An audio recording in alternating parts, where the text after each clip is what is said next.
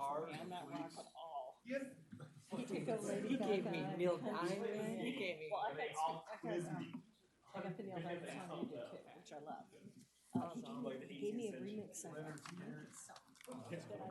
love. I'm like, oh my God, how did you know I love this? Janis Joplin, you know who she is? Okay. He knows all the ones that are on TV. Yeah. They're on TV every week. What's that? Yeah. Music from the 60s, they play that infomercial. Yeah, He yeah. knows all those. The top 50. They play at 2 in the morning. Okay, you guys ready? Yeah, I don't play till Friday. Okay, I'll call the Yoder Sparks City Council meeting of January 28th, 2019 with a roll call, please. Mayor Smith, Here. council members Abbott, Here. Lawson, Anderson, Here. Bybee, Here? Dare, Here. City Attorney Adams, City Manager Driscoll. Here. We have a quorum, thank you. Okay, if you all please stand for the invocation. Our speaker today is Rajan Zed, Universal Society of Hinduism. I shall be reading from ancient Hindu scriptures, some as old as 1500 before the Common Era. I shall read in Sanskrit and translate to English. Om Bhurvubhaha Swaha Tat Savitur Varenyam Bhargo Devasya Dhimahi Yo Yo Na Prachodayat. We meditate on the transcendental glory of the Deity Supreme, who is inside the heart of the earth, inside the life of the sky, and inside the soul of the heaven. May he stimulate and illuminate our minds. Astoma Sadgamya, Tamsoma Jyotirgamya, Vidyurmambaturgamya.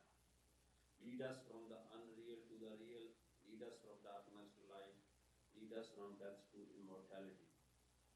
Tasmada Sakta Statum Karyam Karma Samachara, Asakto Hai Charan Karma Parmapanati Purusha.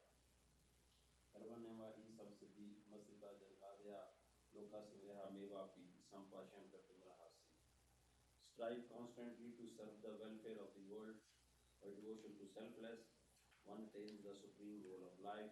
Do your work with the welfare of others always in mind. Om Saha Navavatu, Saha Navanatu, Saha Virem Kalpa Bahai, Tejasvi Navaditamastu, Ma Vidvisa Bahai. May we be protected together, may we be nourished together, may we work together with great vigor, may our study be enlightening, may no obstacle arise between us. Samniva Akuti, Samna Hidyaniva, Samnamastu Vomano, Yathava Susahasti. United your resolve, united your hearts, may your spirits be at one, that you may long together dwell in unity and concord. Om Shanti, Shanti, Shanti. Peace, peace, peace be unto all. Om. Thank you. Amen. Thank you, Rajan. If you remain standing for the Pledge of Allegiance, please. Mr. Driscoll, would you lead us? Please join me. I pledge allegiance to the flag of the United States of America and to the republic for which it stands, one nation, under God, indivisible, with liberty and justice for all. Speed through that comma, though. There's no comma there. Okay, I'm going to open up public comment. Anybody in the audience wishing to speak at this time? I do not have any cards. If you'd like to speak, we can get you up to speak first and then fill out the card afterwards. Seeing none, we'll bring it back to the council. Approval of the agenda, 5.1. Anybody want to pull anything, Mr. Lawson? I want to pull item 7.2 till I can get the coach here. Okay, that's for the Reed Raider Mavericks. Yes, sir. Okay, any other changes? Okay, looking for a motion. Move to approve the agenda as presented. Okay, we have a motion, looking for a second, Mr. Abbott. I'll second that. Okay, we have a motion and a second. Any further discussion? Seeing none, please vote. Where's my button? You don't get a vote. I don't get to vote. Passes unanimously. Yes. Okay, minutes. Consideration possible approval of the minutes of the Sparks City Council meeting for January the 14th, 2019. Any corrections? Mr. Dare. No, Mr. Mayor, we just move to approve the minutes as they are. Okay, we have a motion. Looking for a second, Ms. Bybee. I'll second that. Okay, we have a motion and a second. Any further discussion? Seeing none, please vote.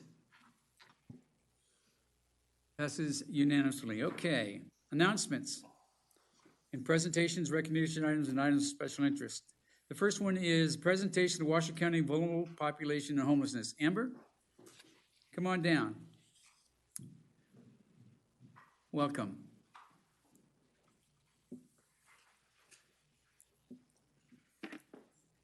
Good afternoon.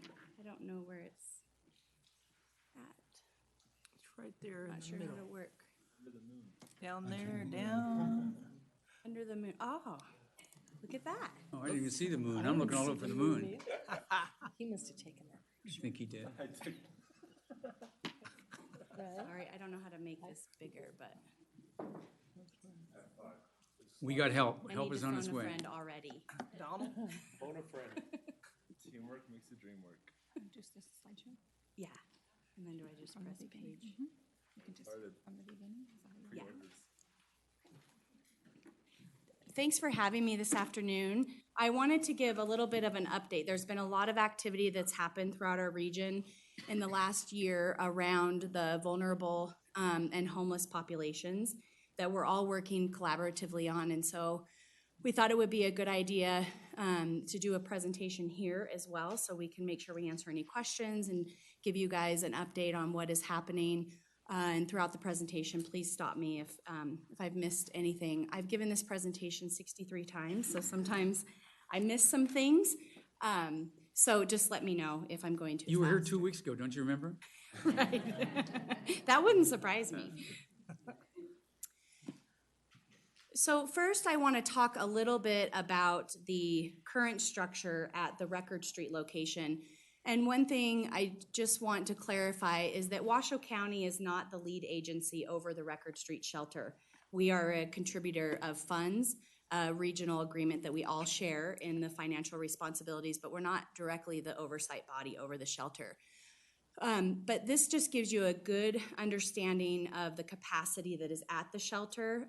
There's 158 men, 50 women, 150 in the overflow, which is actually on Washington Street. It's not on the Record Street campus. And then there's 102 families and maternity individuals that are in the Record Street shelter. So minus the overflow, you have a very diverse population of people under one roof, so to speak, in one block. This is the Community Assistance Center. The vendor is the Volunteers of America, so they operate and maintain the daily activities of the shelter. Their contract is currently being extended to December 30th of this year, and then we are going out, well, I should say in September, we will go out to RFP because it's time to do so, and there's some changes that we want to make to that contract. This is one of the things that I like to start with, to just talk about one of the reasons why we went down this path of trying to relocate populations. And anything that I talk about today, I don't want it to be seen as a criticism that things are terrible at the Record Street shelter. It's more of information to provide us some additional clarity on some of the opportunities that we have. So this is particularly important to HSA. HSA is responsible for child welfare, adults, and seniors within Washoe County, and one of those arms is child abuse and neglect, of course, but also childcare licensing and early childcare learning environments. And so this is one of the areas that we look at because just by design, you can see the gates to the inside and outside where the children are playing. And a lot of times you have a lot of adults lingering or sitting outside those fences. And so it's really a distraction for little guys when they're trying to play and maybe observers to some things that we wouldn't like them to hear or be a part of. And so this is just one of the areas that we looked at on what can we do differently for this population. We started looking at the data of the homeless individuals at the Record Street shelter. And one of the things that we were hesitant was there was lots of talk about building a new shelter over on the NAMS campus. There's a 6-acre parcel of land that's available. There was some talk about building an additional shelter there and relocating all of the men to that area. There was lots of talk about moving populations in lots of different areas of the region. And one of the things that we wanted to be mindful of is what does the data tell us about what these populations have? What are some of the challenges so we can make sure that we build the right thing? So some of the reasons that we found, there are, of course, many reasons that lead to homelessness, but these were really the top 6 around why people were ending up in the shelter. So, of course, the cost of housing is becoming an issue in our region, health, mental health, addiction, lack of income, being evicted, transient, those types of things. And so this gave us a good snapshot of what are some of the areas or challenges that we would need to address. The next is our Crossroads program. For those of you, I won't get into this very much, but Crossroads is a Washoe County Catholic Charities Alta Vista partnership. And what Crossroads does is it's a tiered housing first model. So it's not a substance abuse treatment facility. It's not a mental health facility. It provides housing and shelter and food, and then wraps services around individuals depending on what they are experiencing. The recidivism is quite low in the Crossroads program, and there is an opportunity for us to expand some of our services and beds, and the shelter residents would be a perfect candidate for those types of Crossroads beds if we had any available. And so we looked at the difficulty we were having with the homeless population and our inability to expand the Crossroads program and how we could better marry the two of them. Crossroads was built on designing a program for the serial inebriate, ones that were the highest utilizers of the emergency rooms, jails, that sort of thing. So very similar circumstances that we're finding with the shelter residents. When we got done with the data profile and the analysis, there were several things that we consider as a region to be opportunities. The first is that our current vendor does not bill for Medicaid services. You know, Amber, can I stop you right there? Why don't they? Because I've heard this before.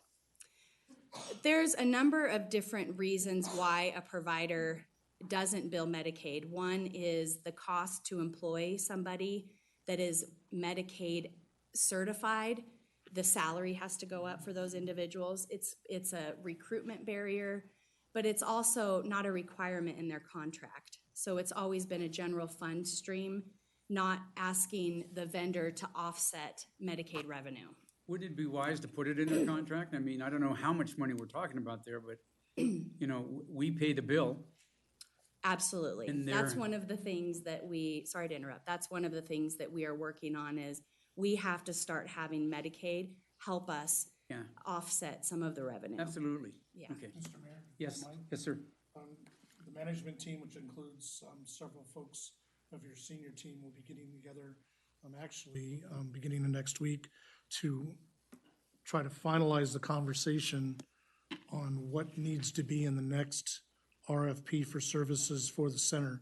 And so there are several things like Medicaid billing that while they're not part of the current service and wasn't asked for, will be certainly minimum requirements for the next go-around. So you'll see the service level change, which will then get responses back in an RFP and determine who the vendor is, and then they will have to satisfy the various things. But Medicaid is one of the main things that we're talking about. Thank you.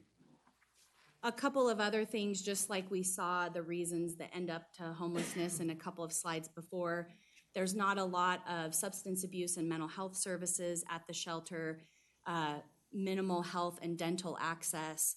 There's low incentive to make positive decisions and work towards independence. SNAP benefits, that's food security, so in the form of food stamps.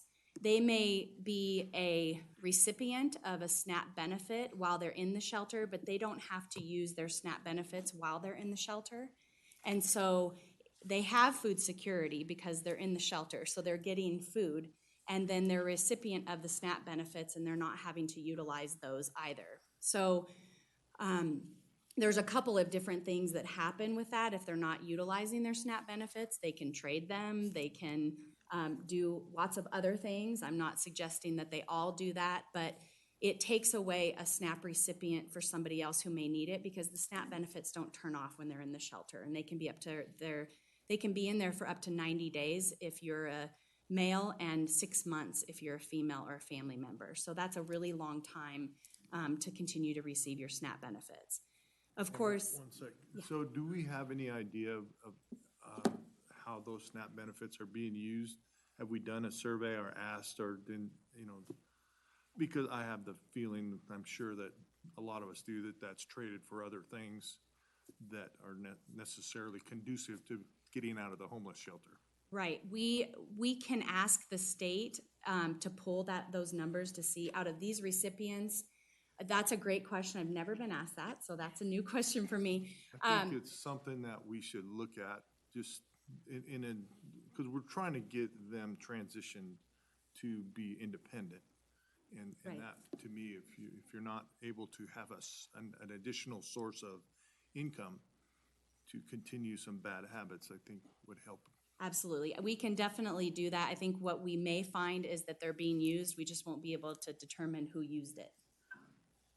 I have But that feeling also. But we should do that analysis. That's a great recommendation. We should look at that. Thank you. The other one, of course, is that we believe that children should have a little bit more quieter space that's not as chaotic, and a place where they can kind of be and just be kids and not have them in the mix between two buildings to do that. There is some concern about ongoing drug use on the campus. And then commingling populations brings a whole nother level of experience and dynamics. And we know that one of the issues that we have in Reno, not so much as it is in Vegas, but sex trafficking is on the rise. And so you have commingling populations. You have children trying to get on the bus stop in the morning, different people with different crime records. And so you have kind of a mix of a lot of excitement that's happening within this campus.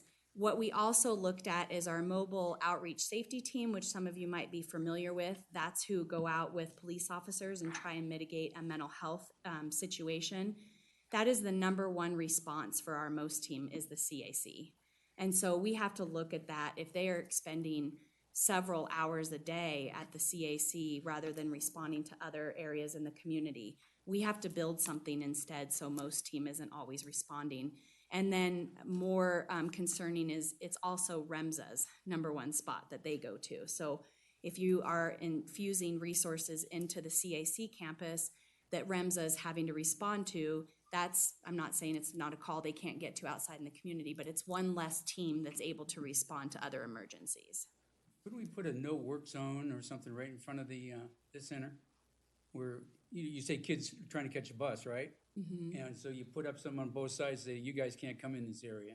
Yeah, I think they do an okay job. It's just the logistics of the campus is difficult. But we are talking to them about how can we give them a space that's a little bit more kid-friendly. We know where they're at, and they take Right. up one side of the street, and we don't need Yes. them moving over the other side of the street. Right. These are just some of the demographics that I think are important to look at the totality of the populations. There was over 2,600 homeless individuals that were served at the shelter, and then you can see the breakout. A couple of interesting points when HSA started looking at the data is that 42% of the 275 children are less than 5 years old. And this is important to us because we know how important early childhood is for our children. Read by 3, specific milestones and curriculum that they need to achieve so that they can be successful academically. And we want to change that for them and put them in an environment. This is an unduplicated count. So 275 kids is a lot to frequent the shelter. You can see 12% are seniors, and then, I had a quick question. I'm sorry to interrupt you. On the data there, on the right, you've got the 69% of men. What are the differences, the top category and then the bottom, the one in the middle? That changes, and I wasn't clear on why those numbers are different. so the men and women, that's adults, and then the 275 is broken out between male and female children. Okay. Yeah. Okay, so it correlates to the Yes. box that they're next to, okay. Yes. Okay, thank you. This is the increase that we saw, so all of this data was compiled just using the year 2017 because we needed to have a full year. There was an increase of 60% at the shelter, so we started seeing a significant rise, which also correlates with winter months and things like that, but we also had an increase in the homeless population. This is a slide that we like to use to just talk about, we call this an opportunity slide. Again, what you will see as the conditions that the residents are reporting upon entrance into the shelter and then upon exit, you will see that there is not a lot of change between those two areas. And I always want to caution this data that when you are in a situation where you're only there for 90 days, you're not going to solve your addiction problems and you're not going to solve your mental health problem. But the goal really is that you have established some type of thorough assessment and some type of case management so you have a warm handoff when you leave the shelter. And so those are the things that we want to work on. The physical disability and chronic health conditions are almost equally as high as mental health problems. And so the alcohol and drug abuse, those reports are very low. We know they're much higher, but these are residents giving reports, so they're probably more comfortable giving reports of physical ailments rather than addiction or mental health. But this really just solidified what we had looked at before, and some of the theories around 67% of them had 2 or more conditions, and mental health was a huge problem for the residents at the shelter. So this tells us with whatever we're going to build and change in the contract, these areas have to be addressed or we're not going to change the dial for these residents. This is more of some demographics about them. This is what I was talking about when I mentioned that the SNAP recipients, so 55% of them are receiving SNAP benefits. So you have 50% of the population that at least has some food security or ability to purchase food with the help of the government, and that's through the Division of Welfare and Supportive Services at the state level. And then more interesting was 58% of them have some form of income. This was important for us to take a look at because now we are learning that there's income of some sort and food security for a good chunk of the residents, and so that gives us a foundation for them to build on. If we can address some of the other things, perhaps they wouldn't end up in the shelter as much. And then we also learned that 74% of them were Medicaid eligible. We know that number is probably more around 95% because the only way they wouldn't be eligible is if they were not here legally, and they probably just haven't registered or become eligible for services. So what we were talking about earlier with the Medicaid billing, your population is ripe for Medicaid allowable services and utilization. So wherever we can bill Medicaid to bring in some of those dollars, the population suggests that we would have a really good shot at bringing in some additional revenue.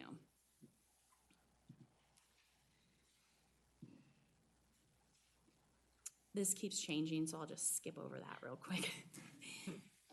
When we started looking, so you'll see right above north of River House, that's the 6-acre parcel that I spoke about a little while ago. Some of you may have gone to the Veterans Hospital opening. It opened in December. That's actually right in that area too. And so when we started exploring having the men's shelter built on that campus in that area, there was a lot of concern about the new veterans home and what that would bring to the area. The other pause that we had is this campus has been a lot of different things for a number of providers, but there still is a significant presence of children on this campus. There's an adolescent treatment center that's for mentally ill adults. There is the Center for Aspiring Youth, which is a children's cabinet residential program. We have the TADS program over on the right by 21st Street. That's our temporary assistance for displaced seniors. That's a housing program for seniors that HSA monitors and facilitates that program. And then, of course, River House on the left is our Women's Crossroads program. So when there was discussion about moving 200 to 300 men to this campus with the already established populations there, it caused a lot of discussion about whether that was the right move. So we started touring some of the buildings to figure out how we could facilitate and use the campus different. These buildings have been closed since I think 2001, a majority of them. And the reason they were closed is because of the Aging and Disability Services had a lot of the disability programs in there, and there were some federal laws that were enacted that said that you couldn't house those populations at those buildings, and so they are completely underutilized. And so rather than trying to build something, we wanted to look at whether some of the buildings were something that we could utilize. So we set out to work regionally on what the populations look like, and we were able to do a couple of things. 8C in the middle there will house homeless families. There's a total of 27 families at the Record Street facility. That building specifically will house 14 families. And then over to the right, 604 is homeless postpartum. That will house 12 families and postpartum. So postpartum is women that are about to give birth or have just given birth, homeless moms with brand new babies.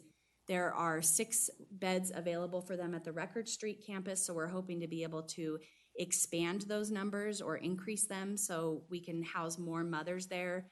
We know that a lot of mothers don't go to that Record Street campus for a variety of reasons, so hopefully this will give them something that's more familiar and comforting to them. And then one of the more exciting buildings is the Homeless Shelter Learning Center. This will be a standalone daycare for children that's very similar to your relatives or children that you took to daycare. A standalone, different groups based on age, curriculum. There is a perfect enclosure outside that you cannot see in, and so children will be able to run freely and not have any distractions from what might be going on outside. Then there's a couple of other buildings, 8, they call things 8C, 8 Central, and 8S. So just to make it really confusing. So 8 Central and 8S is where homeless women will be housed. There are 50 women at the Record Street location. It'll more than fit 50 women. And then another area or trend that we're seeing in the region is our young adults, 18 to 24, that are experiencing homelessness that don't frequent the shelter for a variety of reasons. So they are couch surfing, sleeping on the streets, very vulnerable age, and not really a place for them to go. We're excited that the Eddy House will be opening 50 beds for that population, but there's many more homeless individuals than that. So as many beds as we can get, the better. That would house about 50 young adults as well, which I think would give us a capacity of 10% of what the real need is. So we're still far from where we need to be. But there is some theory that we will have some synergy with the women and the families at this campus. Women can either directly go into the River House in a Crossroads program, or there are 3 cottages that are squared out right there. Grace Church provided us $250,000 to rehab those buildings. 2 of them are open. They open tomorrow, actually, and that will house 24 women. And the third cottage will actually, what we're finding is there are more women with children struggling with substance abuse issues that haven't lost their children yet than there are women that are childless adults. But kids take up more beds. And so we're trying to determine a way that we can put more families together so the children don't have to end up in foster care while their parents get the needed help that they need. And then finally, while we were at it, there is another building called 2A. It's the Enliven building there. And in Washoe County, we're the 3rd fastest growing county in the nation for seniors. And one of the gaps or infrastructure issues that we're having is our Daybreak program for Alzheimer's and dementia patients. We can only serve about 22 every day for the square footage of the building, and we don't have any ability to expand. So the Senior Daybreak program allows us to relocate our Daybreak program to there and hopefully serve about 75. So that's almost tripling or it triples the amount of census that is a desperately needed service for seniors in our area so that they can stay at home with their caregivers and their caregivers have a place for them to go during the day. So where we are now is this lease went in front of the Board of Examiners in November. It went in front of the Board of County Commissioners in December, I think. Maybe don't quote me because I'm not really sure. And then was presented to the CHAB, which you have 2 members here that are on that. And next week we'll be giving an update on where we're at with the progress of the campus. I will tell you that it is the hope that we do not go through another winter at the Record Street location. It's a tent that has to be put up from about November to March and brings a lot more people, about 40 more people, 40 to 60 to that campus in an already very stressed situation. So we're hoping that we will have all of the improvements made so that we can open by the end of October, November 1, and avoid another winter. So I know that's a lot of information. I'm sure I missed stuff, but let me know if I can answer any questions. Okay, questions or comments? Mr. Dare? Yes, thank you for being here very much. And part of this is thank you for coming for our Sparks residents. We get to be in meetings and hear a lot of this stuff all the time. And anybody out there that's wondering what's going on, they hear things on the news and everything. This is really, really good information. And I think it's important that they know that we're very involved.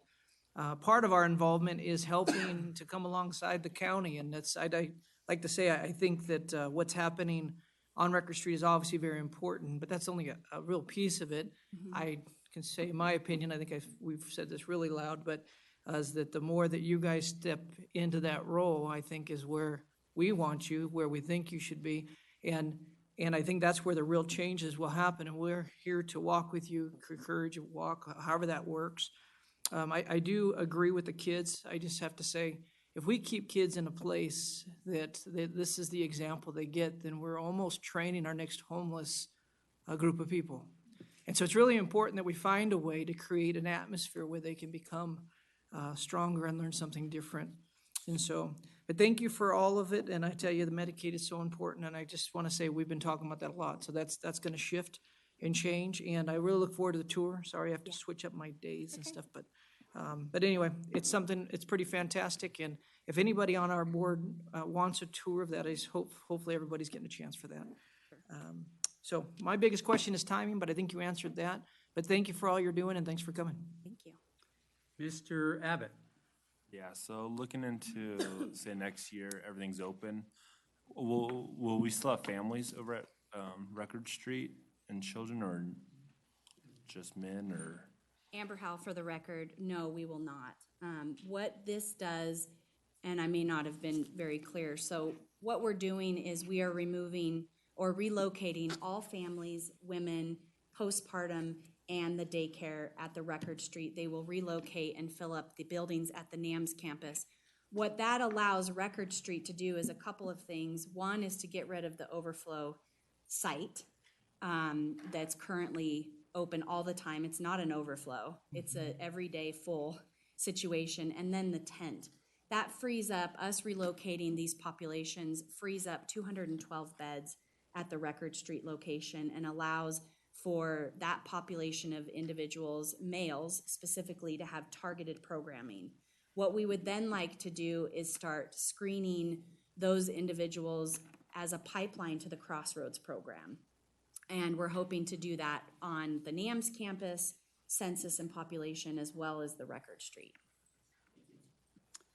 Mr. Adams? A couple of different questions. Mental health is obviously a big concern over here. Do you have an idea the difference between the environmental causes of mental health? Is it systemic? Is it caused by chronic drug and alcohol abuse? Amber Howell, for the record, that's really a moving target for us. It's sort of a chicken or the egg phenomena. We don't know if people are suffering from a significant amount of pain, so they self-medicate. We don't know if their mental health symptoms are so unbearable that they self-medicate, or if their addiction led to them not taking care of themselves and then they got some type of medical condition. I think it's probably all three, depending on the... Your mental health problems are primarily addiction-based?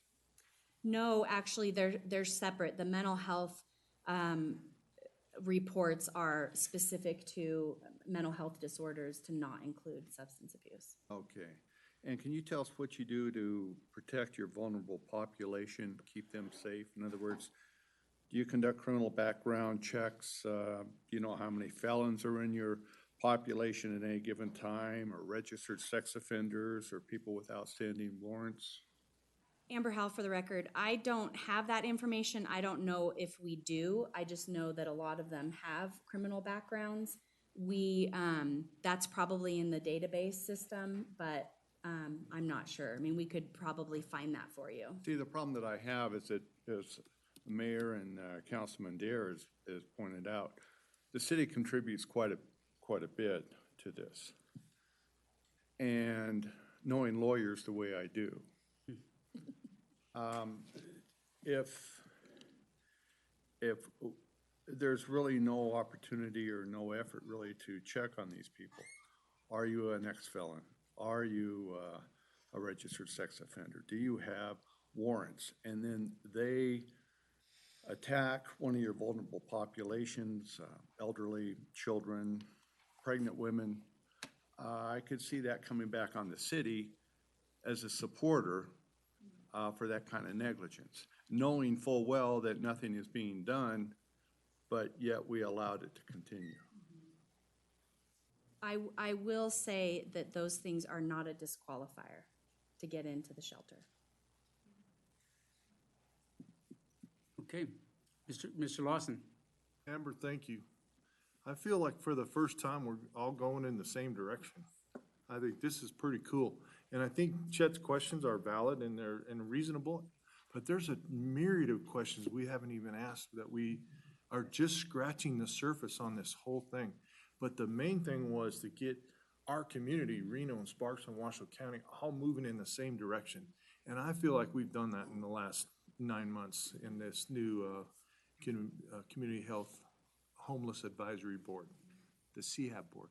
It's to me, it's great. Christopher and I got to spend some time down there at the overflow in the tent last night, and you could see some anecdotal evidence of what we're up against.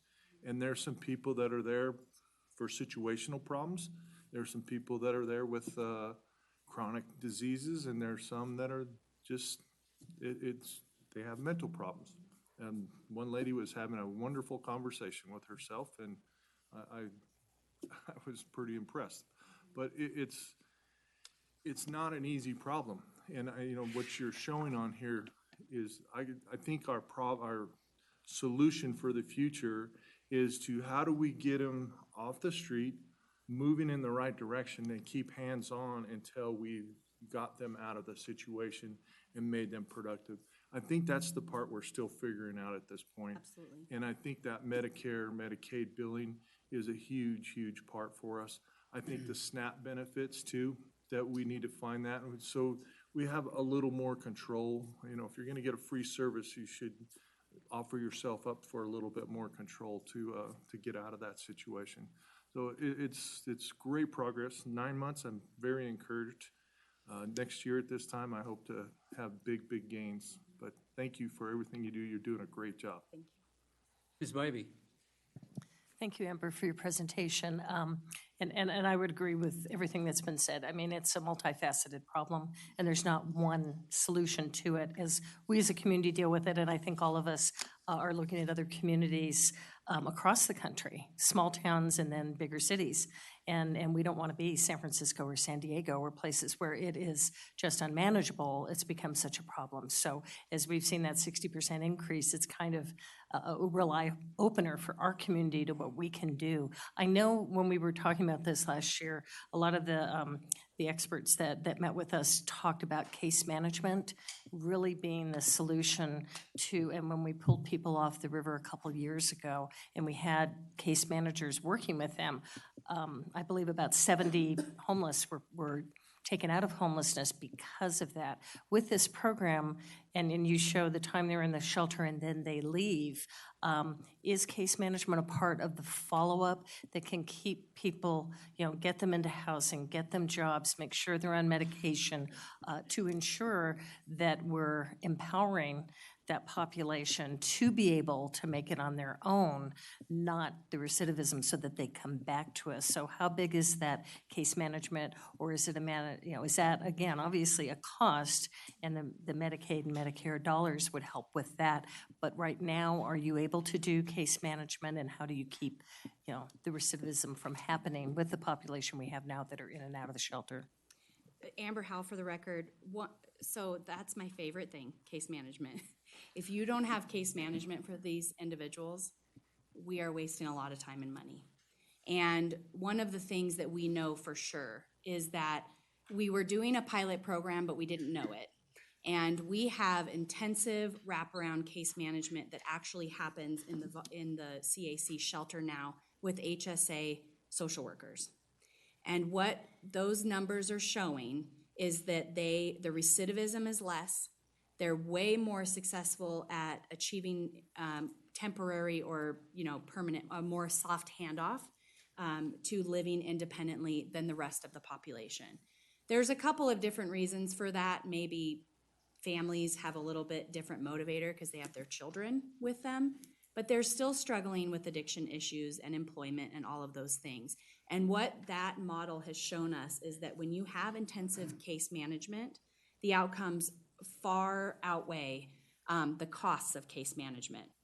So what we are in the process of doing right now is a very aggressive budget submittal about increasing HSA staff at the NAMS campus to go along side by side with the VOA staff or whoever the vendor should be. There is a difference between a house manager and a peer support type person that interacts with the residents, but there's also a level of professionalism and experience with that type of resident that you would only get with certain job specifications. So we're hoping to bolster up that quite a bit because we're really trying to get people so that we don't add additional beds, we end the homeless cycle for them. And it would be my hope that first we have a robust intake when they come into the shelter. We should know what their case plan is going to look like, what referrals are going to be vetted out, and then a case manager follows them throughout that process. And then there has to be some level of outpatient case management after they leave to make sure that once they leave the campus, we don't say, good luck to you, that they still have some ongoing support, because it's very difficult to leave a very structured environment, and that's when they need the supports the most. So the case management is absolutely key, and if we relocate all of these individuals and we don't do case management, it will be for naught. Okay, thank you. That's what I wanted to hear. Yeah. Amber, thanks for this report. I got a lot out of it. I really do appreciate you coming down and doing this.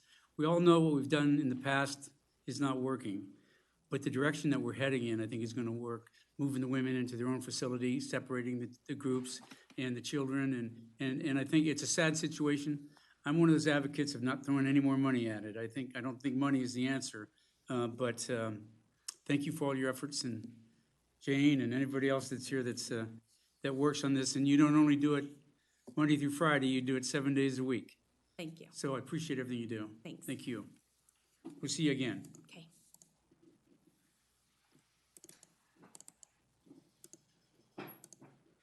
Oh, I'm just gonna leave those. Okay, 7.3, announcement of board and commission vacancies, Airport Noise Authority panel. Thank you, Mr. Mayor, members of the council, Steve Driscoll for the record. The following committee appointments is available. Airport Noise Advisory Panel, 2 members. They do need to be residents of the city.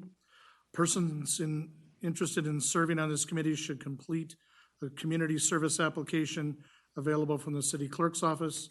You may also apply online at the city's website, www.cityofsparks.us. Click on Government on the webpage, and under Boards and Commissions, click Volunteering for a Sparks Board or Commission, then fill out the online application and submit.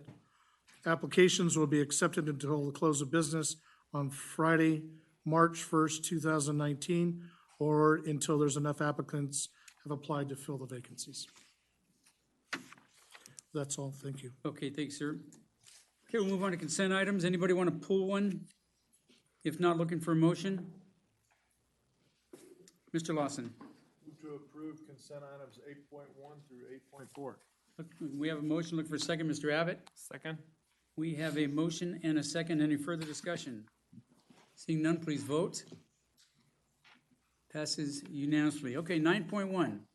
Consideration, discussion, and possible approval of the appointments to the Sparks Senior Citizens Advisory Committee, the brand-new Sparks Citizens Advisory Committee, for a term that is a coterminous with their appointed elected official, subject to reappointment every 2 years from the following pool of applicants, listed in alphabetical order: Wayne Alexander, Farrell Arnold, Bessie Kahn, David Hall, Sr., Margie Hermanson, Raynell Holtz, Avery Huckabee, Lamerne Kozlowski, Marcy Coopersmith. I know her from somewhere. She's that voice always right here. Rosemary Pageant, Andrea Pelto, Martin Roberto, John Sebastian, Kyle Waxman. Mr. Driscoll. Oh, I've got you down for presenting No problem, it. yeah. I guess the question is, I think everyone on the panel knows what we're doing and why we're doing it. There's been interviews and discussion and reviews of applications, and at this point in the staff report, there are the suggestions by the various members for the appointees and the alternates that are designated by the resolution. So at this point, unless you wanted some more detail Nope. on what we may be thinking about, it's time for you to be involved in the appointments process and the council to ratify those appointments on your behalf and their behalf, and then get started. Okay. Questions or comments? Mr. Lawson. I received a message that Raynell Holt's husband is taken ill and cannot serve. Okay. So I just want to move John Sebastian up, and then I'm going to rely on Marcy to find a alternate. My great advocate over there. But, yeah. so we And can John's move forward. will be an alternate when we vote today? And then we're gonna move him up, or, We're going to move him up to the member okay, because of Raynell not being able to serve. okay. So, looking for a motion in that order? Mr. Lawson, you wanna give, To approve John Sebastian as the appointment from Ward 2. and the rest of them? Give me The the, rest of the and the ward. rest of them, from every I'm ward. worried about Ward 2. I know. Okay, we have a motion, looking for a second, Mr. Abbott. I will gladly second that. And Mr. Abbott is our liaison Uh-huh. to this committee. The youngest guy on the council. He doesn't know any old music, so anything you give him has got to be 1999 and above. CDs only. So if you have a senior dance, don't invite that guy. Okay, we have a motion in a second. Any further discussion? Everything's new. Seeing none, all, please vote. Passes unanimously. Can we introduce the members if Yeah, they're here? would you stand up if you're in here and introduce yourself? Or can we just go down can each of us say where's our? Well, let's start with Mary. We can just go around and tell us what ward you were, I'm Marcy Cooper Smith, and I'm Ward 5. You know it, girl, right there. yes, ma'am. I'm Kyle Waxman, and I'm in Ward 5, but I received a call from the mayor. That's right. You're my appointment. Chris doesn't know what he's doing all the time. He's, I try to fill in for him. Margie, Margie Hermanson, Ward 4. Oh, yeah. okay. Laverne Kozlowski, Ward 1. Ward Ward 1, yay. Right behind you there, Margie. Earl Arnott. I don't know what ward. I think I picked you. I think I did. Let's just say I did. Yes, ma'am. Andrea Cotel, and I was picked by you. Okay, thank you.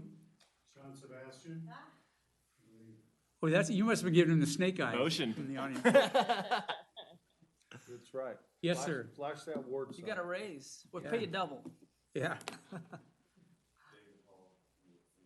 That's- Thanks, David. He's my alternate. Thank Okay. you. Thank you, folks. We really Thank you. appreciate this. This has been a long, a long and arduous journey. We used to have one, and it disbanded, so now we're back together again and look for big things. Thank you.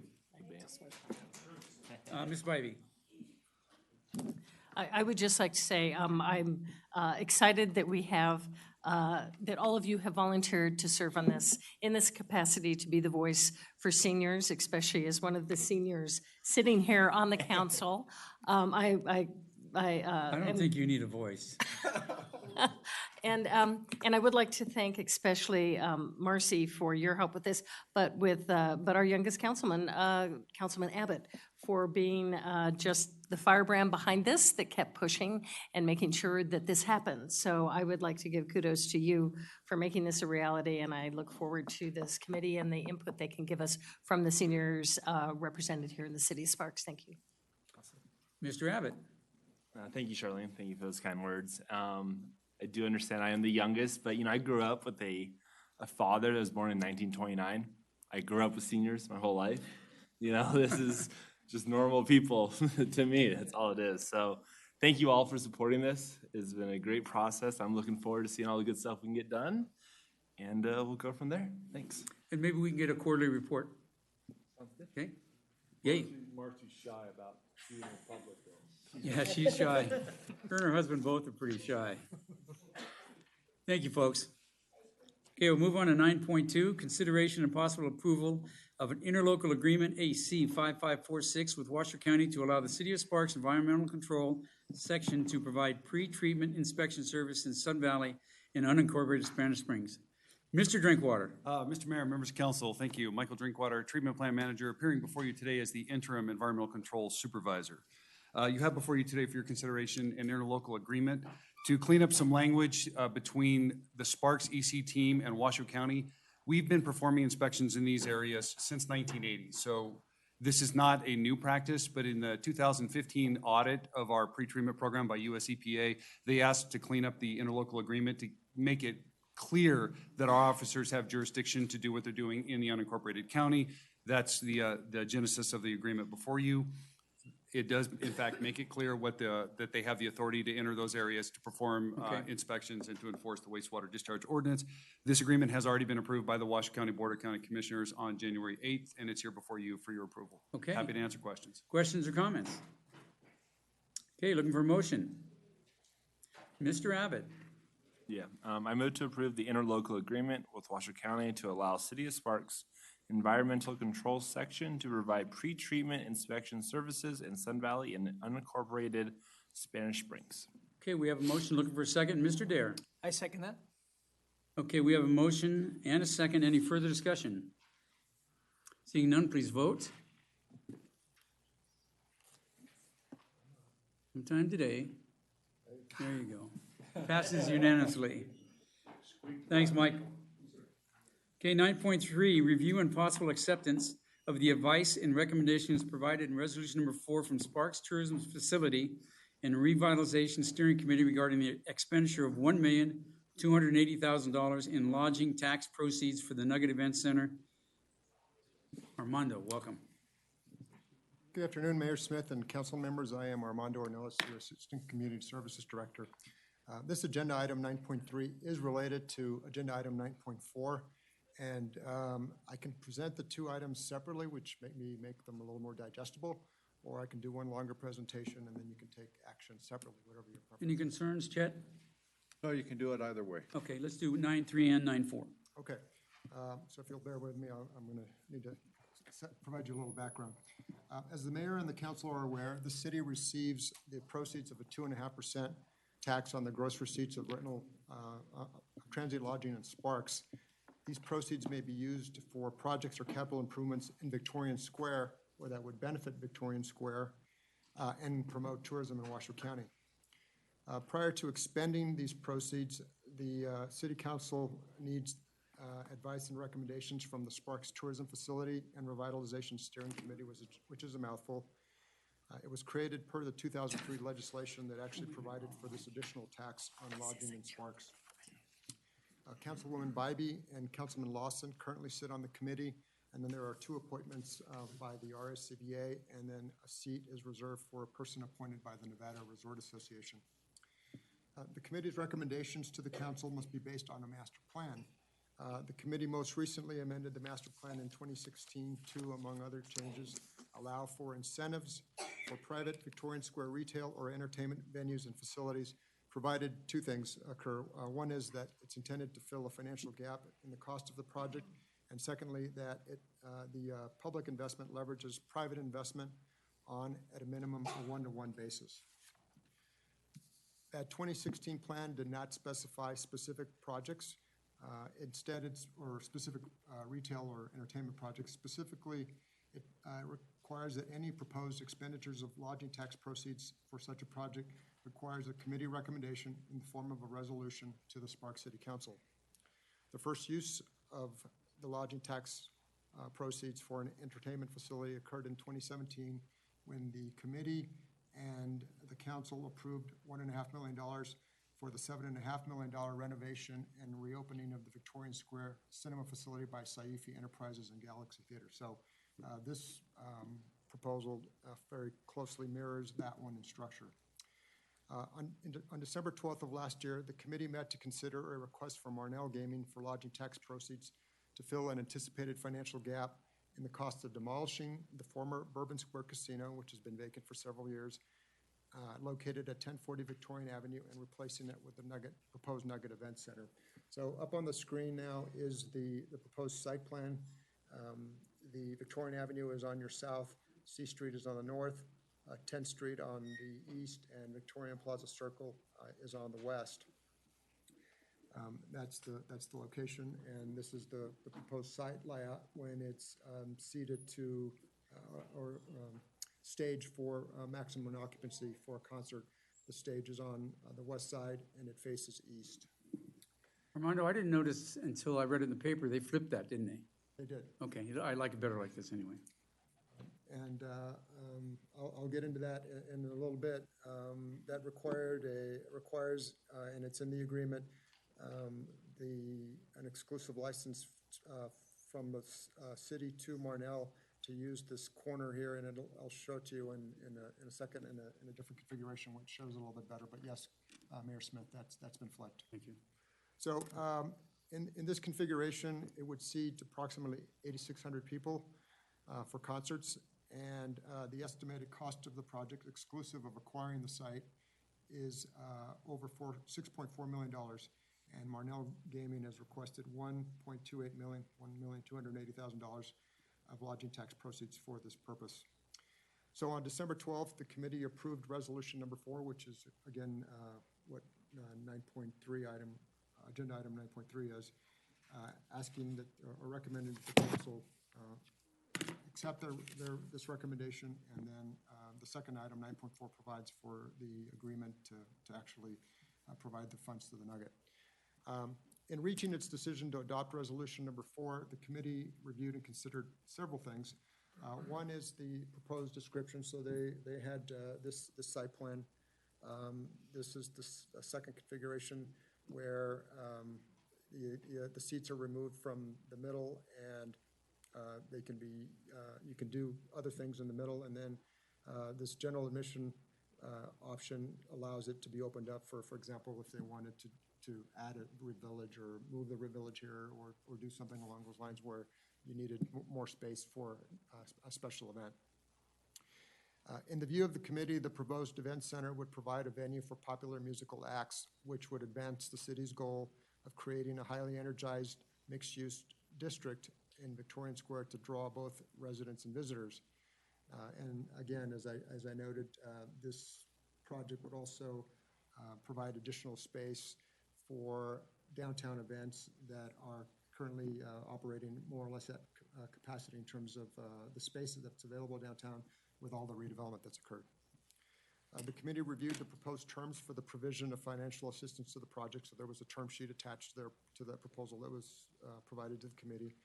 And basically, the Marnell gaming funds for costs other than land would be at least $5,120,000, while the city would contribute the $1,280,000 from lodging taxes. And again, this represents a private to public ratio of 5 to 1.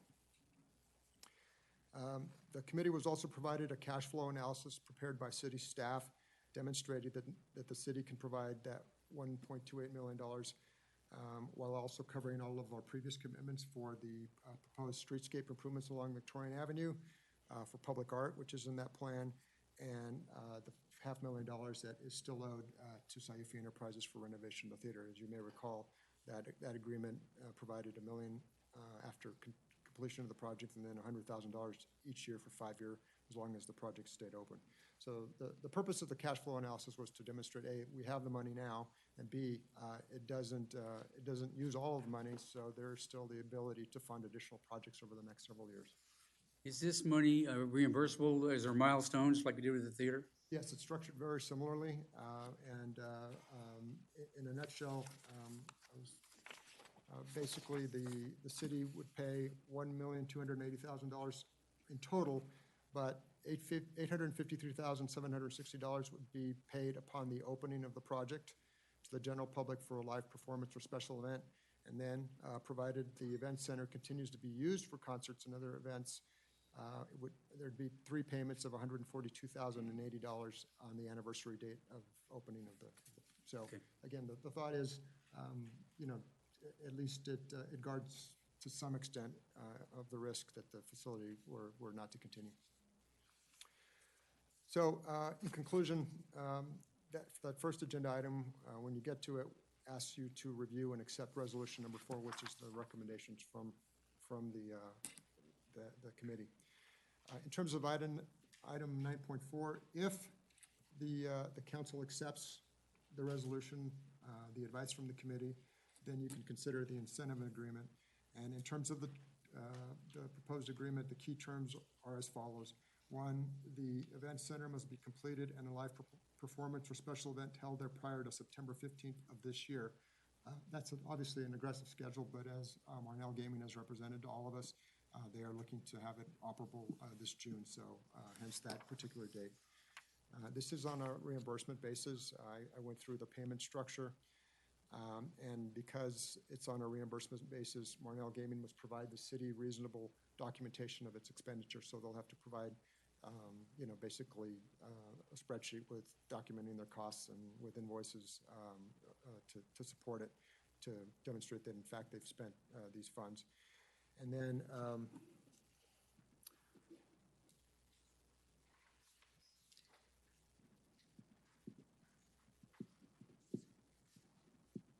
here's what I was alluding to earlier.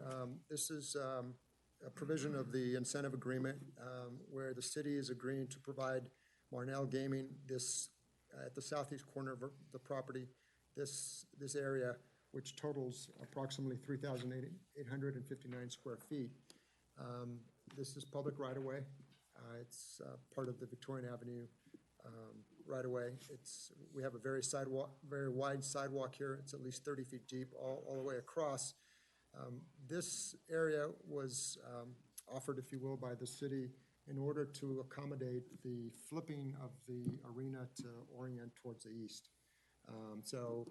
Otherwise, with this notch here, you didn't have the rectangle, and you didn't have the ability to reorient it fully to the east. So this is provided for in this agreement specifically.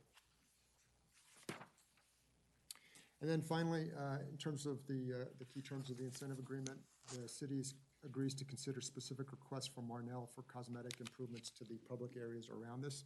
We would presumably handle this through our streetscape improvements project. And so when and if there's something that they would like to see happen there, we would consider it as part of that process. The city is reserving full discretion to consider and determine whether to make any expenditures for that purpose. The construction of this project does require a conditional use permit for a major recreational facility. And on January 3rd, the Planning Commission did approve a CUP for the project, so that has been addressed. And so with that, staff is recommending that the City Council approve the incentive agreement. Again, that would be item 9.4 on your agenda, and that concludes my presentation. Okay, any questions or comments? Charlene Bybee, Ms. Bybee. Thank you, Armando. I want to say I think the project is really a game changer for Victorian Square and our Victorian Square district and what we want to see happen as far as a vibrant attraction and definitely the tourism increase that we'll see with a venue like this. I do appreciate that our major developer, along with Marnell Gaming, worked together to come to a compromise, and why the stage was flipped from the other direction was consideration of the residents who were down there already, and buildings, the bridges specifically, have been built, and not anticipating that you'd have live concerts where the flipping the stage makes a big difference for the residents who have already purchased and are renting downtown, and it gives the Deco building, which it will face, the opportunity to be reinforced soundproofing for those residents. So I think it's a great example of working together, public-private partnerships with us and Marnell Gaming and our developers to come to an agreement that works for everyone, that I think is exciting. I think on the redevelopment agency side of it, it's exciting to see what's being created down there. I think it's beyond what I think most of us really anticipated 4 years ago when I came on the council, and to look where we are now. This is huge, and I think for the region, it's even more important because we will be able to bring major, bigger entertainment acts and to Sparks specifically, but to our region. Will increase room nights in the whole region. That ability to do that, I think, is important, as well as I'm especially excited that the city will have the opportunity to use the facility. This is summer concert series is what Marnell Gaming has told us they're anticipating. So they're looking at concerts through the early summer through early fall timeframes for the rest of the year, whether it's 39 North Pole, Pumpkin Palooza, as well as our other events, Rib Cook-Off, Star Spangled Sparks, all of the things we can use, but there could be a lot of other possibilities that arena could be used by the city and by community groups for other functions during the year, and I think that's another bonus for us, for our residents, and for the city. So I will be ready to make a motion, but I'll let other comments first, and then. Mr. Lawson. I think this is a great deal. It's going to be the largest outdoor venue in northern Nevada. And from what I understand already, there's 3 acts booked. First one being Toby Keith, then Hank Jr., and Lady Antebellum in August. So 3 big ones to start off. I think it's going to be a wonderful deal for our downtown. The access that's planned for Uber and for all the naysayers that say there's no parking in downtown Sparks, there's 900 spots in downtown Sparks to park in. So plus the 2,200 at the Nugget. There's plenty of parking. Try to go to downtown Reno. There's not so much parking down there. So we're very excited about this, and the Nugget's going to be a great partner. And who would have ever thought that we were going to have an outdoor venue in downtown Sparks? But I think it's a wonderful, wonderful idea. And with the partnership with the RSCVA and the SMG, they're partners with Ticketmaster. We expect to see bigger acts that are traveling the I-80 corridor from San Francisco to Denver and all points east. Now we'll have an ability to make a stop here because that extra about 1,500 seats makes a difference for them in the profitability of the show. So it put us on the map, and it's a good thing for us. Mr. Abbott? Yeah, definitely a great project, but I have a couple questions on the numbers. What was the first payment number? It was like 800,000-ish, right? Or The first payment, Councilman Abbott, Armando Ornelas here. The first payment is $853,760. Cool. So that represents essentially 2/3 of the amount, as was the case with the SIUFI payment structure, where we had a 2/3 payment up front, and then the balance was over several years afterwards. yeah, and then to maintain the 142,000 on the anniversary, how many concerts or events do they need to hold a year? They need to hold a minimum of 6 concerts or events each year. Cool, thank you. Hey, any other questions or comments? You know, for me, Armando, I'll say that when we started remodeling downtown, which was a long time ago, and then we hit the recession, but when you remodel, renovate, whatever you want to call it, you want to create excitement down there. With all the living buildings we have down there, people can move in their apartments and take part of the Nugget and all the restaurants that we're putting in. This just doubles the excitement downtown. This is wonderful. I know a lot of people here go up to Harvey's to watch their outdoor concert. Now they can stay right here, and I think it'll be a draw, a real big draw. So, okay, any other questions or comments? Looking for a motion, Ms. Bybee? Ready to make a motion? I move to accept the advice and recommendations provided in resolution number 4. From We the want to do 3 first, don't we? Yeah, Yeah. she's doing that. Sounds like it's 3. Oh, I'm on 3, I don't I have it in think. front of me. Yeah. Okay. I'm on 3, aren't I? Sorry. I move to accept the advice and recommendation provided in resolution number 4 from the Sparks Tourism Facility and Revitalization Steering Committee regarding the expenditure of $1,280,000 in lodging tax proceeds for the Nugget Event Center. Okay, we have a motion looking for a second. Mr. Anderson? I'd like to second the motion. Okay, we have a motion and a second. Is there any further discussion? Seeing none, please vote.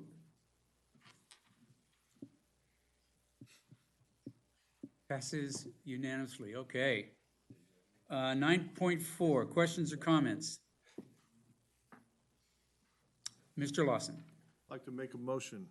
Okay, Move to approve the incentive agreement between the City of Sparks and Marnell Gaming LLC to provide up to $1.28 million in lodging tax proceeds for construction of the proposed Nugget Event Center.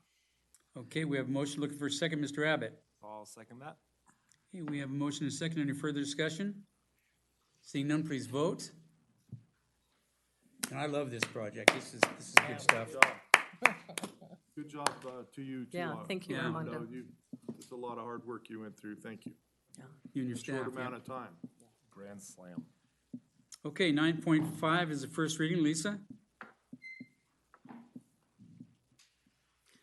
This is the first reading for Bill number 2754, a general ordinance rezoning real property approximately 1.9 acres in size and located at 2101 Sullivan Lane from SF 15, single-family residential, 15,000 square feet, to C2, general commercial, and other matters properly relating thereto. Okay, this is bill number 2754, a general ordinance rezoning real property approximately 1.9 acres in size and located at 2101 Sullivan Lane from single-family to general commercial and other matters formally relating thereto. This will be heard on the first council meeting in February, which is February 11th. Okay. Moving on to public hearing, 11.1. I'm not going to read this whole thing, Karen, because I don't want to give you a presentation. Karen Melby, welcome.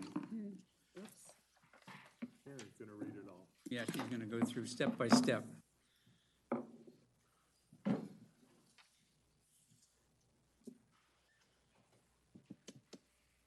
Good afternoon, Mayor Smith and Council. I'm Karen Melby, Development Service Manager. Before you today is this item is a comprehensive plan amendment for 8.742 acres site located north of Coyote Ranch South, which is down in here, east of Pioneer Meadows, which is here, planned development, and south of the Lazy Five Regional Park, which is located here. This is Pyramid and Sparks Boulevard, which comes into the middle of the project. The comprehensive plan amendment requested land uses do not modify the number of or types of land use categories within the Kylie Ranch North. Rather, the proposed changes involve the relocation or allocation of acreages among various land use designations. This is the existing land use map. This is amending our comprehensive plan map, not their handbook. There is a slight difference in residential. This would be the proposed land use. You can see it slightly changes. In residential by about 4 acres. For mixed use, the acreage nearly triples from 20.5 acres to 69 acres. There is a decrease in acreage of commercial, representing about 18.6%, and employment centers a reduction of 36.1%.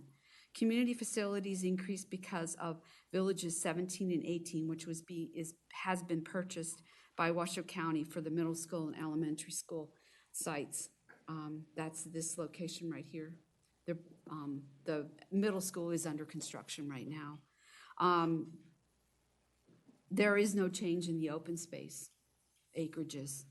On October 18th, 2004, the Kylie Ranch North tentative development handbook was approved. The City Council approved an amendment to the Kylie Ranch tentative handbook in the year 2016.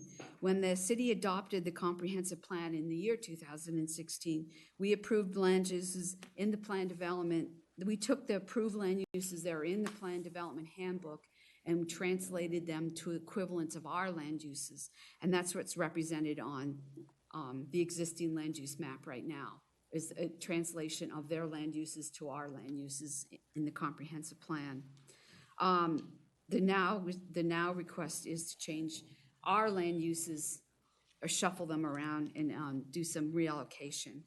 If the comprehensive plan amendment is approved or certified today, then the tentative plan development handbook will have to be amended, followed by amending some of the other final handbooks that have been recorded. The comprehensive amendment, will change the job housing balance from 1.6 jobs to housing units generated with an estimated of 7,071 jobs. The 2016 estimated housing balance was 1.8 jobs to housing units, or an estimated 8,138 jobs. With this comprehensive plan amendment, the estimated job housing balance is the same as was projected in the year 2004 when this project was originally approved. The trip generation letter that was submitted with the project was prepared for this amendment concludes that the estimated traffic generation represents a reduction in traffic between 2016 and 2018 land uses of approximately 22,587 average daily trips. The AM peak is projected to produce 2,000 fewer, and PM is estimated to result in 3,381 trips fewer. Addressing the 4 findings, the first finding, CP1, which is the conformance with the regional plan, can be made because Kylie Ranch North Plan Development was approved since the year 2004 and has been included in the city's utilities and facilities plan and is located in the impact service area number 1, which as a development occurs they will have to pay impact fees. This was approved by the Regional Planning Commission in December. Finding CP2, which is the implementation of the comprehensive plan, goals and policies relevant to this proposal are goals MG1, MG2, and H2, with policies MG1, MG5, and CF1. Overall, the proposed land use changes results in a total of 279 acres of commercial, employment, and mixed use, which represents an approximate 27-acre reduction, or less than 9%. Kylie Ranch North was approved in 2004 and has been included in the utilities and facilities planning for this region since that time. Therefore, staff reviews the proposed land use as consistent with the goals of providing a non-residential land use base and factors a mix of land uses. Policy MG5 requires fiscal implications to be analyzed of the proposed land use changes. With the application was submitted a fiscal impact analysis, which concluded that the estimated revenue to the general fund is $287.4 million, with an estimated expenditure of $211.8 million, producing a revenue surplus to the general fund of $75.6 million over a 30-year period, which in the fiscal impact analysis, they used the 30-year, though our minimum standard in our comprehensive plan is 20 years. As for the road fund, $25.6 million is estimated to be generated with expenditures of $57.2 million, resulting in a deficiency of $31.6 million over the 30-year period. Combining the general and the road funds, this results in a positive fiscal impact of approximately $44 million. The proposed land uses changes for Kylie Ranch North will reduce the acreage allocated for commercial and employment center by about 26%. The build-out assumptions used in the Kylie Ranch fiscal impact analysis related to projected building square footage with build-out was relatively static. So they reduced the amount of area for the acreage of the business park, but they increased or remained at the same amount of square footage for the build-out of the buildings. This assumption suggests that they're intending to have a more intense development than currently planned for the Kylie Ranch North FA or floor area ratios. A floor area ratio is the amount of building square footage compared to the property size. Also, in the FIA, or the fiscal impact analysis, the floor area ratios used are historically higher than characteristics of our typical development in Sparks. Accordingly, city staff anticipates asking that such assumptions will be included in the future handbook amendments, which may take the form of a minimum FAR or floor area ratio requirements for non-residential uses consistent with achieving the build-out assumption in the fiscal impact analysis. Addressing finding CP3, compatible with the surrounding land uses. To the north is Lazy 5 Regional Park. To the east is Pyramid Meadows Plan Development and Wetlands. Also to the south is the Kylie Ranch South Plan Development, and to the west is the Quarry Project. The proposed land uses designations are fundamentally being the same. It's a real shuffling around of some of the land uses and reallocations of some of the land uses. Also, the street network is not being changed. So there is not anticipated there will be impacts to the surrounding area. Addressing finding CP4, which is public notice. The public notice was published in the Reno Gazette-Journal on September 20th, 2018. Their neighborhood meeting was held on September 19th, 2018, and there are 12 people in that meeting in attendance. That concludes my presentation, and I'm available for any questions. Any questions or comments? Mr. Lawson? Karen, did you say what the floor area ratio, what is that ratio? Did you say what it was? I didn't hear it. It depends on the future type of commercial? use. Huh? It's for future commercial, I'm assuming that's what you were saying, right? Well, it's commercial and business park, and they have different ratios. Okay, so can you, which one, do we know which is which? The business park was, I believe, 1.4, and the commercial was 0.25 or 0.3%. So that means 30% of the property size. So that means the 0.3 would be 30% of the property be developed, which Business typically park, I we're did gonna it, build 2 stories, is what you're saying. or more, yes. Okay. I did do an analysis. I picked projects within the city of Sparks and looked at what the FAR was for different projects within the area. And our typical FAR for industrial is 0.43. The average for commercial is 0.22. And then Also, I looked at mini storage, and that came out an average of 0.375 FAR, and their proposed FARs are a little Do bit we have higher than that. FAR that's 1.4 anywhere else in Sparks? 1.4? Yeah, isn't that what you said? Business Park was 1.4? No. 0.43. Okay, 1.4 would be very high. that's what I'm saying. Yeah. That's a big floor area ratio. Yeah. Okay, thank you. Okay, Mr. Dare. I'm ready to make a motion if nobody else has anything else to talk about. Go ahead. Let me interrupt. You let's need to open the Oh, public I'm sorry, hearing. yeah, you're right. And I've been planning, I'm looking at that too. So this is a public hearing. Anybody in the audience wish to speak at this time?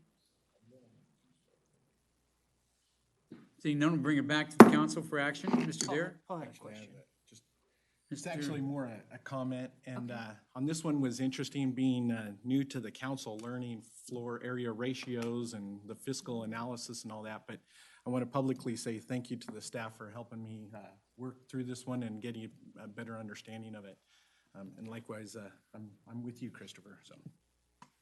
Okay, now, Mr. Dare. Okay, you ready? I move based on finding CP1 through CP4 as set forth in the staff report to certify a comprehensive plan amendment to change the land use designations on a site approximately 874.21 acres in size located in Sparks, Nevada, north of the southern division of Kiley Ranch, east of Pioneer Meadows Planned Development, south of Lazy 5 Regional Park, and along Pyramid Highway, Sparks, Nevada, from 334.21 acres with various residential designations, 20.47 acres of mixed use, 156.91 acres of commercial, 128.92 acres of employment center, 9.42 acres of community facilities, and 107.4 acres of open space, to 338.25 acres with various residential designations, 69.04 acres of mixed use, 127.75 acres of commercial, 82.4 acres of employment center, 42.52 acres of community facilities, and 107.4 acres of open space. And I chose to not memorize it this time, but I decided to read it. Okay, we have a motion looking for a second. Mr. Anderson. Second the motion. Okay, we have a motion and a second. Is there any further discussion? Seeing none, please vote. Passes unanimously. Okay, we're gonna move on to 11.2. Ian, I'm gonna go ahead and read this. Public hearing, discussion of possible certification of a comprehensive plan amendment to change the land use designation from community facilities to low-density residential on a site approximately 10.6 acres in size located north Wingfield Springs Road and west of Fenway, Sparks, Nevada, Pioneer Meadow Plan Development. Ian. Thank you, Councilman Lawson. Members of the City Council, Ian Crittenden, Senior Planner. This is a lot shorter description than Karen, so hopefully it'll be easier, at least in that way. This is a comprehensive plan amendment request in Pioneer Meadows. You can see here on the vicinity map, I think most of us know, but for those who don't, Pioneer Meadows is located north of Vista Boulevard along Wingfield Hills Drive. This site being specifically located on the north edge of the site, kind of centrally located in the planned development. The site is 10.6 acres in size. The request is to change the land use designation from CF, or community facilities, to LDR, which is low density residential. You can see here on this map, this is the existing land use designations in the Pioneer Meadows planned development. And the request is to change that one parcel of 10.6 acres to the same land use that is surrounding it on both the east and the south. The Pioneer Meadows Plan Development Handbook was approved in 2000, has been amended 3 times. The site was designated as a school site. The Washington County School District had 5 years in which to acquire that site if they were interested in it. That time has elapsed. The Pioneer Meadows Plan Development Handbook specifically designated that if the school district did not want this site, that it would be converted to housing at no more than 4 dwelling units per acre. The comp plan amendment was the first step in the process for this site. Handbook amendment will be forthcoming to address the development map within the handbook, as well as some other issues in the handbook. The proposed amendment also removes a park site that will be relocated in connection with another park site in Pioneer Meadows. The size of these parks is no longer in conformance with the Parks Department's goals and objectives. The new park site is still being discussed and will be nailed down specifically through the handbook amendment, which is forthcoming. Here is a map that kind of shows where those two park sites were, kind of one to the north that was a part of the school site that made sense, and then one down here. Those sites are now too small, and so they're reevaluating that, and it'll be specifically updated with the handbook. Changing the land use to low-density residential is compatible with the adjacent land uses and will not exceed the capacity that the roads and other infrastructure were designed to accommodate. The Pioneer Meadows Plan Development Handbook contemplated a maximum of 2,756 dwelling units. Under currently built and permitted and what is anticipated, we're only looking at 2,264 units. So an additional 42 units on this site will not overload the design criteria for the infrastructure, both of roads and otherwise. There are 4 findings of fact associated with the comprehensive plan amendment. Finding CP1 requires conformance with the regional plan. The proposed changes supports goal 1.1 of the regional plan, as the area is already within Sparks, City of Sparks TMSA and the city limits. It also supports goal 3.5, which generally relates to concurrency. The site is within the Pioneer Meadows plan development, and city services can be provided. The site is also in IFSA 1, which is establishes impact fees to pay for city services as they are extended into this area. Finding CP2 requires that the proposed change would implement goals and policies of the comprehensive plan. The changes would support goal H2 by promoting a strong housing market. Policies MG5 requires that a fiscal impact analysis be submitted and reviewed. The fiscal impact analysis indicated that this amendment would generate a surplus of $791,000 to the general fund and a deficit of $774,000 to the road fund, with a cumulative surplus to the city of $17,000 over the next 20 years. Policy CF1 is also supported by this proposed change, as the infrastructure to support this change is already planned in the Pioneer Meadows Plan Development Handbook. Finding CP3 requires that the changes in land use be compatible with the surrounding land uses. This site is bordered on the east and on the south by the same land use designation they're requesting. To the north, there is a little bit of open space, and then again, the same designation. And then to the west, there is EC, which is Employment Center. That designation is compatible with single-family residential, as residential and employment center tend to support each other. We can also see that to the south, the existing land use, they're already bordering, so we can assume that there is compatibility there as well. Finally, finding CP4 requires proper notice of this request. Public notice was published in the Reno Gazette Journal on September 20th, and the Planning Commission and City Council function as the public hearings. The applicant also held a required neighborhood meeting on September 19th. No members of the public attended that meeting. On October 4th, the Sparks Planning Commission reviewed and approved this comprehensive plan amendment. On December 12th, 2018, the Regional Planning Commission heard this item and determined that the request is in conformance with the regional plan. Staff believes the findings can be made and is recommending the City Council certify this comprehensive plan amendment. That's the end of my presentation. If there are any questions, I would be happy to answer them. Mr. Mayor, this is a public hearing. Okay, any questions or comments right now? Okay, we'll open up the public. Anybody in the audience wishing to speak at this time? Seeing none, we'll bring it back to the council. Mr. Dare. I will then make a motion if you're ready. Yep, go ahead. I move to certify a comprehensive plan amendment to change the land use designation from community facilities to low-density residential on a site approximately 10.6 acres in size, located north of Wingfield Springs Road and west of Fenway. Sparks, Nevada, in the Pioneer Meadows Plan development based on findings CP1 through CP4 and the facts supporting these findings as set forth in the staff report. Okay, we have a motion. Looking for a second, Ms. Bybee. I'll second that. Okay, we have a motion, a second. Any further discussion? Seeing none, please vote. Thanks, Dan.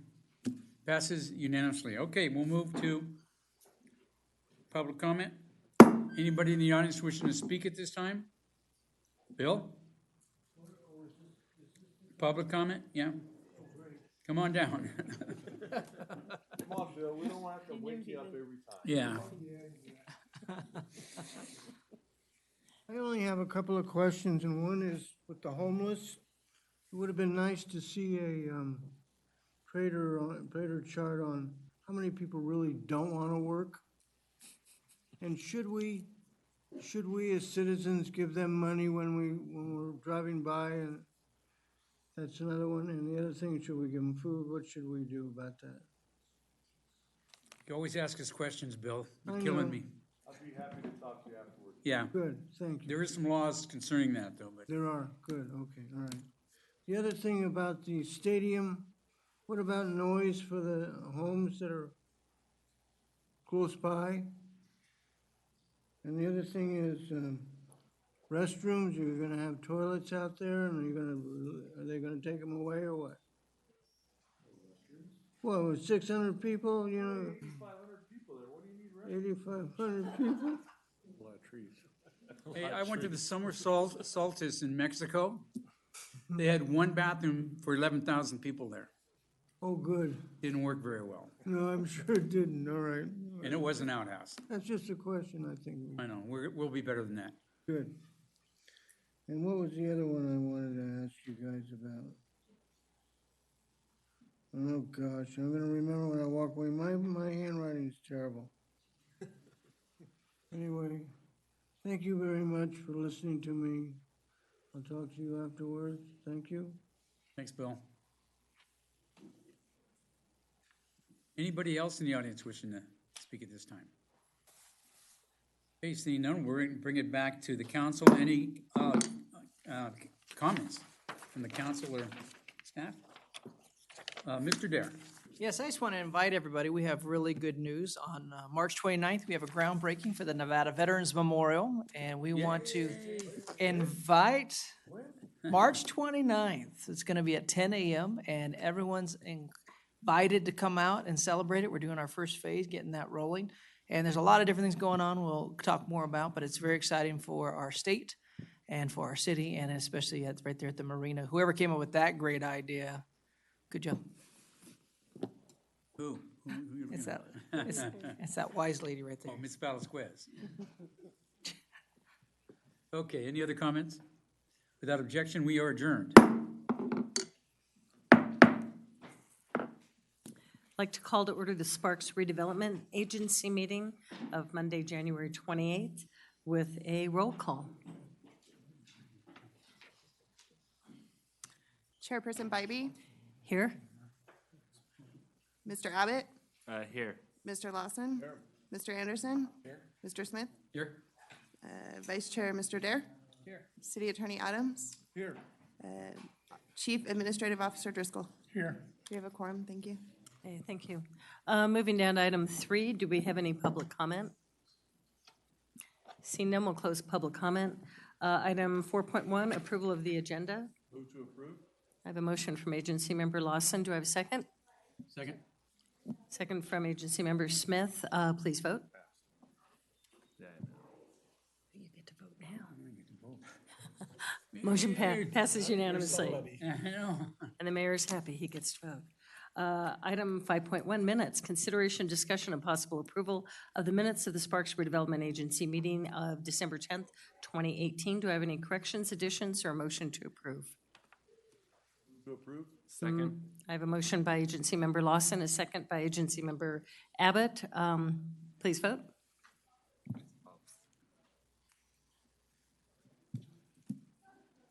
Carries unanimously. Item point 6.1, business items, consideration and possible acceptance of the report of the claims and bills approved for payment and appropriation transfers for the period of November 22nd, 2018 through January 9th, 2019. I have a motion to approve. Make a motion? Motion by Agency Member Dare. Do I have a second? I have a second from Agency Member Lawson. Please vote.